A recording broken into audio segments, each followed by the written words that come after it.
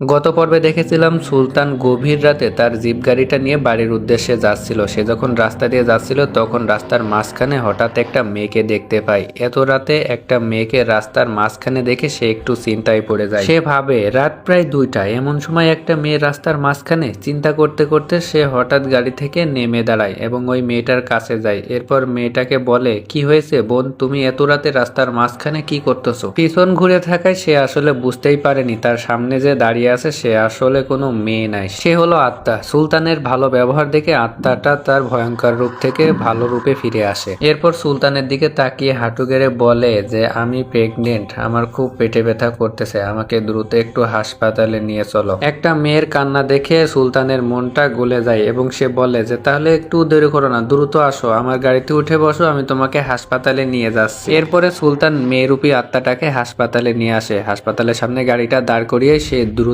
এমার্জেন্সিতে চলে যায়। তারপর উপর থেকে ডাক্তার নিয়ে দৌড়ে চলে আসে গাড়ির কাছে। সে যখনই গাড়ির কাছে আসে দেখতে পায় তার গাড়িতে যেখানে মেয়েটা বসা ছিল সেখানে কেউ বসা নেই। সে পুরো গাড়িটা তন্ন তন্ন করে খুঁজতে থাকে, পিছনের সিট, সামনের সিট, বাট কাউকেই দেখতে পায় না। ওই মেয়েটাকে না দেখতে পেয়ে সুলতান একটু হতভম্ব এবং অবাক হয়ে যায়। তারপরে ডাক্তারকে বলে হয়তো নার্স এসে তাকে ইমিডিয়েটলি নিয়ে গেছে, আপনি দ্রুত চলুন এবং তাকে চিকিৎসা দিতে হবে। এরপরে তারা দুজনেই আবার হাসপাতালের ভিতরে ঢুকে যায়। হাসপাতালের ভিতরে ঢোকার পর সারা হাসপাতাল তন্ন তন্ন করে খোঁজে কিন্তু সেই মেয়েকে কোথাও পায় না। ডাক্তার তাকে বলে আপনি যাকে নিয়ে আসছিলেন সে কি আপনার স্ত্রী ছিল নাকি অন্য কেউ? তখন সুলতান বলে যে না, আমার কোনো স্ত্রী না, আমি আসছিলাম তখন রাস্তার মাঝখানে তাকে দেখতে পাই, সে আমার কাছে হাসপাতালে আনার কথা বললো, আমি তাকে হাসপাতালে নিয়ে আসি। সুলতানের কথা শুনে ডাক্তারের একটুও বুঝতে বাকি রইল না যে এটা একটা আত্মা ছিল, কারণ এই আত্মা সম্পর্কে এখানকার সবাই জানে। ডাক্তার সুলতানকে বলে আপনি একটু দেরি করবেন না, বাসায় ফিরে যান। এই কথা শুনে সুলতানও গাড়ি নিয়ে বাসায় ফিরে যাচ্ছিল এবং তার সাথে সদ্য ঘটে যাওয়া ঘটনাটা ভাবছিল।